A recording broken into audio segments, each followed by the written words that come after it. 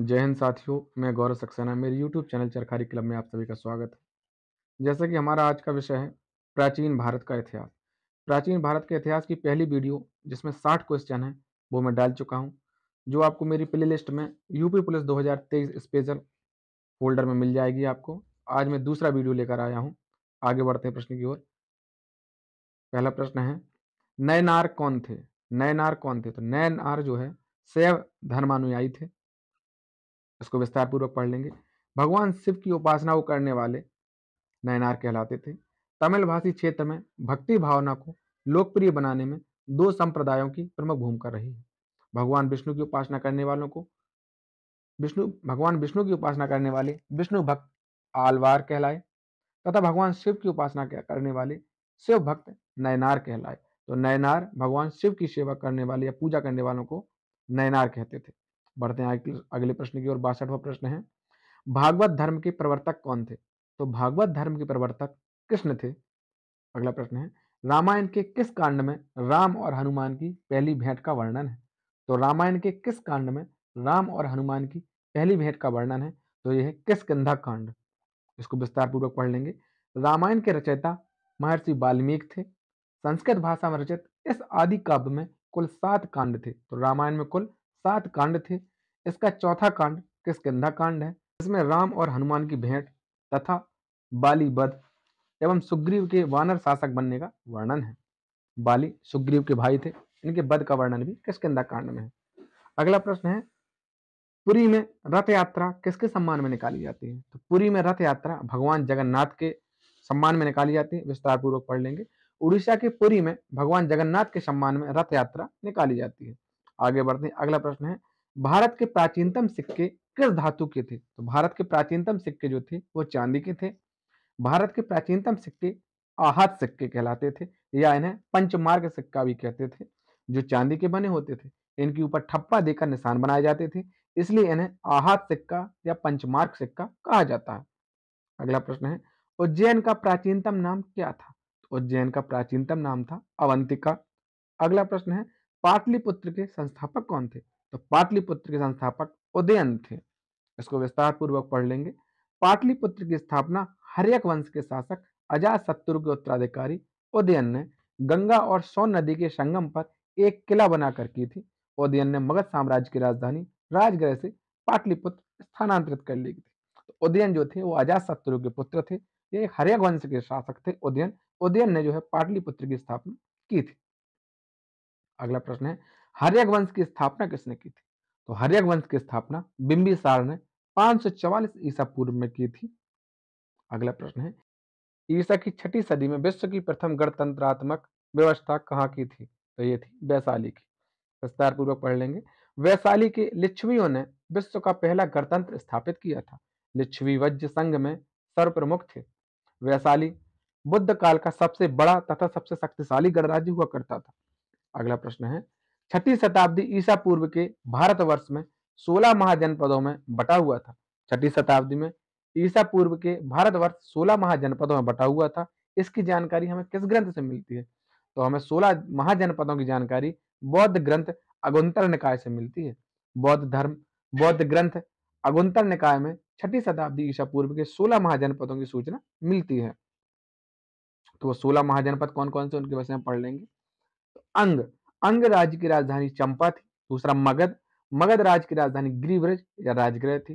तीसरा था काशी काशी की जो है राजधानी वाराणसी थी। वत्स की राजधानी कौशाम्बी। वज्र की राजधानी वैशाली विदेह या मिथिला। कौशल राज्य की राजधानी श्रावस्ती थी। अवंती राज्य की राजधानी उज्जैन या महिष्मति। मल्ल की राजधानी कुशावती। पंचाल की राजधानी अहिच्छत्र या काम्पल्य। चेदी राज्य की राजधानी शक्तिमती। कुरु राज्य की राजधानी इंद्रप्रस्थ। मत्स्य राज्य की राजधानी विराटनगर। कंबोज की राजधानी हाटक। शूरसेन की राजधानी मथुरा। अशमक या अशक की राजधानी पोटली या पोतन तथा गांधार की राजधानी तक्षशिला। तो ये 16 महाजनपद थे। अगला प्रश्न है, मगध के किस प्रारंभिक शासक ने राज्यारोहण के लिए अपने पिता की हत्या की एवं स्वयं इसी कारणवश अपने पुत्र द्वारा मारा गया? तो यह वंश था हर्यक वंश। इसको विस्तार पूर्वक पढ़ लेंगे, बहुत ही महत्वपूर्ण वंश है। हर्यक वंश के संस्थापक बिंबिसार की हत्या बिंबिसार की पुत्र अजातशत्रु ने की थी और गद्दी पर बैठे थे, तथा अजातशत्रु की हत्या अजातशत्रु के पुत्र उदयन ने की थी, वो गद्दी पर बैठे, तथा उदयन की हत्या उदयन के पुत्र नागदशक ने की थी और नागदशक गद्दी पर बैठे थे। नागदशक हर्यक वंश के अंतिम राजा थे। इसी कारण इस वंश को पितृहत्या वंश भी कहते हैं। तो हर्यक वंश को पितृहत्या वंश भी कहते हैं। अगला प्रश्न है, नंद वंश के पश्चात मगध पर कौन सा राजवंश का शासन हुआ? तो नंद वंश के पश्चात मगध पर मौर्य वंश का शासन हुआ। मौर्य वंश की स्थापना चंद्रगुप्त मौर्य ने की थी। इस प्रश्न को हम विस्तार पूर्वक पढ़ लेंगे। नंद वंश का संस्थापक उग्रसेन या महापद्मानंद के द्वारा की गई थी। तो नंद वंश की स्थापना महापद्मानंद द्वारा की गई थी। नंद वंश का अंतिम राजा घनानंद था। घनानंद जनता से बलपूर्वक धन वसूलने तथा छोटी छोटी वस्तुओं पर भारी भारी कर लगाने के कारण जनता घनानंद के विरुद्ध हो गई थी।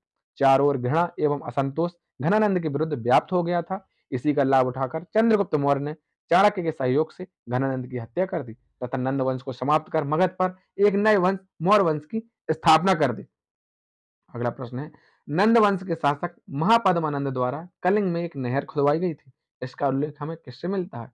तो कलिंग के चेदी वंश का सबसे प्रतापी शासक खारवेल ने हाथी गुफा अभिलेख में इसका उल्लेख मिलता है। यह नहरों की जानकारी देने वाला प्रथम अभिलेखीय साक्ष्य है। तो हाथी गुफा अभिलेख में जो है नहर का उल्लेख मिलता है। अगला प्रश्न है, सिकंदर के आक्रमण के समय उत्तर भारत में किस राजवंश का शासन था? तो सिकंदर ने जब भारत पर आक्रमण किया था तो उस समय उत्तर भारत में नंद वंश का शासन था। नंद वंश का अंतिम शासक घनानंद था, जो सिकंदर के समकालीन था। घनानंद को यूनानी लेखकों ने अग्रमीज कहा था। घनानंद का सेनापति भद्रसाल था। अगला प्रश्न है, उस वीर भारतीय राजा का नाम जिसे सिकंदर ने झेलम के तट पर पराजित किया था? तो उसका नाम है पुरु, जैसे पूरस। पूरस का राज्य झेलम और चिनाब नदी के बीच बसा हुआ था। सिकंदर ने झेलम नदी के तट पर पूरस को पराजित कर दिया था, परंतु सिकंदर पूरस की वीरता से बहुत प्रभावित हुआ था और सिकंदर ने उसे अपना मित्र बना लिया था। अगला प्रश्न है, चाणक्य के बचपन का नाम क्या था? तो चाणक्य के बचपन का नाम था विष्णुगुप्त। अगला प्रश्न है, कौटिल्य की प्रसिद्ध पुस्तक अर्थशास्त्र में क्या है? तो इसको विस्तार पूर्वक पढ़ेंगे। कौटिल्य या चाणक्य द्वारा मौर्य काल में रचित अर्थशास्त्र शासन के सिद्धांतों की पुस्तक है। जो अर्थशास्त्र पुस्तक है वह शासन के सिद्धांतों की पुस्तक है। इस पुस्तक में मौर्य काल के प्रशासन एवं कृषि व्यवस्था तथा राजनीतिक नीतियों की जानकारी मिलती है। इस पुस्तक की तुलना मैकियावेली की पुस्तक द प्रिंस से भी की जाती है। अगला प्रश्न है, किसके शासनकाल में सीरिया का राजदूत डाइमेकस भारत आया था? तो डाइमेकस जो है भारत बिंदुसार के शासन में आया था। मौर्य राजा बिंदुसार जो चंद्रगुप्त मौर्य के पुत्र थे बिंदुसार, उनके शासनकाल में सीरिया का राजदूत डाइमेकस भारत आया था। अगला प्रश्न है, किस मौर्य राजा ने दक्कन की विजय प्राप्त की थी? तो दक्कन की विजय मौर्य वंश के संस्थापक चंद्रगुप्त मौर्य ने की थी। चंद्रगुप्त मौर्य ने ही सर्वप्रथम मालवा, गुजरात तथा महाराष्ट्र को जीता था। अगला प्रश्न है, चंद्रगुप्त मौर्य ने सेल्यूकस निकेटर को किस वर्ष पराजित किया था? तो चंद्रगुप्त मौर्य ने सेल्यूकस निकेटर को 305 ईसा पूर्व में हरा दिया था। अगला प्रश्न है, भारत का प्रथम अस्पताल एवं औषधि बाग का निर्माण किसने करवाया था? तो भारत का प्रथम अस्पताल और औषधि बाग का निर्माण मौर्य वंश के राजा बिंदुसार के पुत्र अशोक महान ने करवाया था। इसको विस्तार पूर्वक पढ़ लेंगे। अशोक ने 269 ईसा पूर्व में मगध की गद्दी प्राप्त की थी। अशोक 269 ईसा पूर्व में मगध की गद्दी पर बैठा था। अशोक ने पशु पक्षियों के वध पर प्रतिबंध लगा दिया था। अशोक ने लोक हित के लिए छायादार वृक्ष लगवाए, धर्मशालाएं बनवाई तथा कुएं भी खुदवाए। अशोक ने अपने शासनकाल में मनुष्यों व पशुओं के लिए उपयोगी औषधियों हेतु प्रथम अस्पताल तथा औषधि बाग का निर्माण करवाया था। अगला प्रश्न है, रज्जुक किसे कहा जाता था? तो मौर्य काल में रज्जुक अधिकारियों को कहा जाता था। तो रज्जुक मौर्य काल में अधिकारियों को कहा जाता था। अगला प्रश्न है, सारनाथ स्तंभ लेख का निर्माण किसने करवाया था? तो सारनाथ स्तंभ लेख का निर्माण अशोक महान ने करवाया था। अशोक महान मौर्य शासन से संबंधित थे। अगला प्रश्न है, किस स्तूप को सर्वश्रेष्ठ स्तूप माना जाता है? तो सांची के स्तूप को सर्वश्रेष्ठ स्तूप माना जाता है। इसको विस्तार पूर्वक समझ लेंगे। सांची का स्तूप मध्य प्रदेश के रायसेन जिले में स्थित है। तो सांची का स्तूप मध्य प्रदेश के रायसेन जिले में स्थित है। इसका निर्माण अशोक ने करवाया था। भरतहूप का स्तूप मध्य प्रदेश के सतना में स्थित है। अगला प्रश्न है, अशोक के शिलालेखों में प्रयुक्त भाषा कौन सी है? तो अशोक के शिलालेखों में प्रयुक्त भाषा है प्राकृत। अशोक के शिलालेखों को सर्वप्रथम अंग्रेजी विद्वान जेम्स प्रिंसेप ने पढ़ा था। अगला प्रश्न है, प्राचीन भारत की कौन सी लिपि दाईं ओर से बाईं ओर लिखी जाती है? तो भारत की प्राचीन भारत की एक लिपि थी खरोष्टी लिपि। खरोष्टी लिपि दाएं से बाईं ओर लिखी जाती थी। अगला प्रश्न है, कलिंग युद्ध की विजय तथा क्षति का वर्णन हमें किस शिलालेख से प्राप्त होता है? तो अशोक के 13वें शिलालेख से हमें कलिंग युद्ध की विजय क्षति का वर्णन प्राप्त होता है। कलिंग कलिंग युद्ध अशोक के शासनकाल के 8वें वर्ष अर्थात 261 ईसा पूर्व में हुआ था। इस शिलालेख में अशोक ने कलिंग युद्ध से हुई पीड़ा पर अपना दुख और पश्चाताप व्यक्त किया है। अगला प्रश्न है, मौर्य काल में टैक्स को छुपाने या चुराने पर क्या दंड दिया जाता था? तो मौर्य काल में जो व्यक्ति टैक्स छुपाता था या चोरी करता था उसे मृत्यु दंड दिया जाता था। मेगास्थनीज की प्रसिद्ध पुस्तक इंडिका में इसका उल्लेख भी मिलता है। अगला प्रश्न है, किस स्रोत से पता चलता है कि प्राचीन भारत में दास्ता नहीं थी? तो मेगास्थनीज की इंडिका बुक से हमें यह स्रोत पता चलता है कि प्राचीन भारत में दास्ता नहीं थी।